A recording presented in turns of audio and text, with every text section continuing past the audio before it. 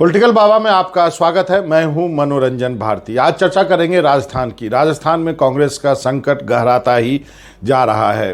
अशोक गहलोत ने कल जो है अपने विधायकों के साथ एक मीटिंग बुला ली थी। मीटिंग के बाद कई तरह की बातें होने लगी। अब जो है गहलोत समर्थक और जो है सचिन पायलट के समर्थक खुलकर आमने सामने आ गए हैं।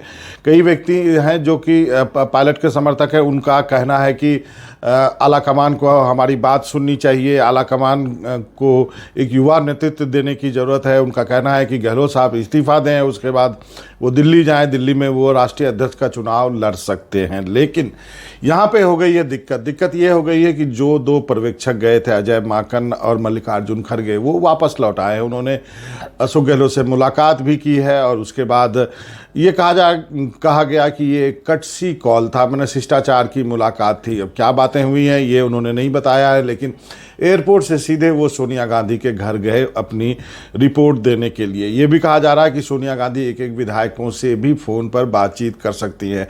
यदि ऐसा होता है तो निश्चित रूप से जो है सचिन पायलट के लिए एक अच्छी खबर होगी। लेकिन आपको बता दूं कि अशोक गहलोत के इस रवैये से राहुल और प्रियंका खासे नाराज बताए जा रहे हैं। यही वजह है कि राहुल गांधी ने केसी वेणुगोपाल को दिल्ली भेजा है। वो भी इस बैठक में सोनिया गांधी के साथ अशोक गहलोत, अजय माकन और मल्लिकार्जुन खड़गे के साथ इस बैठक में शामिल हैं। तो एक क्राइसिस मैनेजमेंट की एक तरह से आप कह सकते हैं कि मीटिंग हो रही है। और सबसे बड़ी बात है कि ये क्राइसिस हुई क्यों है, क्योंकि शुरुआत से ही जैसे ही कांग्रेस अध्यक्ष पद के चुनाव की चर्चा हुई और उसके बाद कहा गया कि अशोक गहलोत जो हैं वो सोनिया गांधी के नॉमिनी होंगे, तभी से अशोक गहलोत कहने लगे कि वो 2 पद 3 पद भी एक साथ संभाल सकते हैं। लेकिन बीच में राहुल गांधी आए। राहुल गांधी ने कहा नहीं, हमने उदयपुर में डिसाइड किया है एक व्यक्ति एक ही पद पर रहेगा। ऐसे में बात हो गई कि अशोक गहलोत को मुख्यमंत्री की कुर्सी खाली करनी पड़ेगी। यदि अशोक गहलोत मुख्यमंत्री की कुर्सी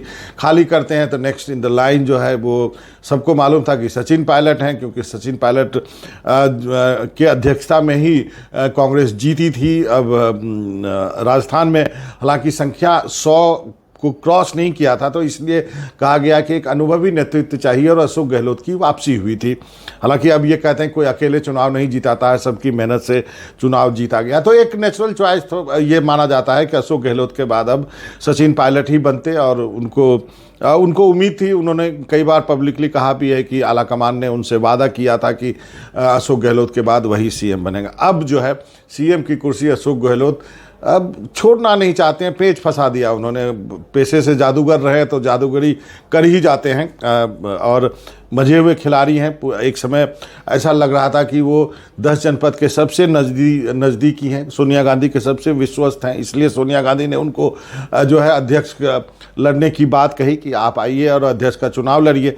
अब जो है एक प्लान बी भी लगता है कांग्रेस के अंदर तैयार हो गया। कमलनाथ को मध्य प्रदेश से बुला लिया गया, सोनिया गांधी ने बुलाया। उनकी भी मुलाकात जो है सोनिया गांधी से होनी है। तो क्या प्लान बी के तहत कांग्रेस काम कर रही है? क्या अशोक गहलोत से इतने नाराज हैं राहुल और प्रियंका की शायद उनके ऊपर कोई अनुशासन की कार्रवाई हो? यदि अनुशासन की कार्रवाई होती है तो फिर नुकसान कांग्रेस का ही होगा, क्योंकि अपने शक्ति परीक्षण एक तरह से दिखा चुके हैं अशोक गहलोत। तो क्या कांग्रेस टूट जाएगी? राजस्थान में कई तरह की बातें कही जा रहे हैं और कई तरह की चीज़ें जो है संभावित होती है राजनीति में। जो कांग्रेस का हाल है, क्या सचिन पायलट को गद्दी मिलेगी? क्योंकि अब जो खेल बन गया है उसमें सबसे सुकून वाले क्षणों में सचिन पायलट होंगे, क्योंकि अब उनको लग गया कि आगे की पूरी जिंदगी की उनकी राजस्थान की राजनीति चलती रहेगी यदि अशोक गहलोत सीन से बाहर होते हैं।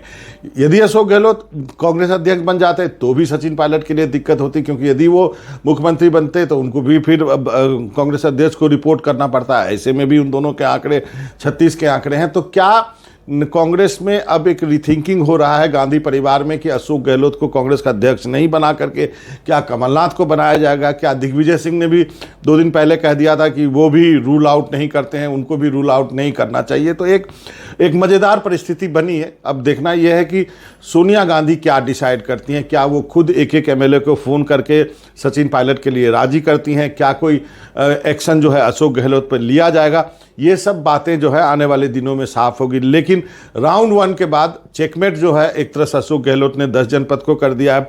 गांधी परिवार को अब डिसाइड करना है कि एक वक्त का उनका सबसे विश्वस्त नेता, सबसे जिस पर वरदहस्त था सोनिया गांधी का, वो उनके हाथ से कैसे फिसल गया, क्या एक मुख्यमंत्री की कुर्सी की वजह से हुआ है। ये सारी चीज़ें जो है राजनीति के गर्भ में है। आने वाले दिनों में धीरे धीरे इस पर भी बात की जाएगी, लेकिन फिलहाल आप ये कह सकते हैं कि कांग्रेस में एक क्राइसिस की स्थिति हो गई है, एक संकट का क्षण है, जहां पर कि एक राजस्थान की सरकार जो है वो उसके भविष्य का सवाल है। दूसरा, जो राष्ट्रीय अध्यक्ष कौन बनेगा, इस पे भी एक तरह से सवालिया निशान खड़ा हो गया, क्योंकि अभी तक लग रहा था कि अशोक गहलोत बनाम शशि थरूर होगा। दोनों ने ही नॉमिनेशन पेपर ले लिए थे, दोनों को नॉमिनेशन करना है।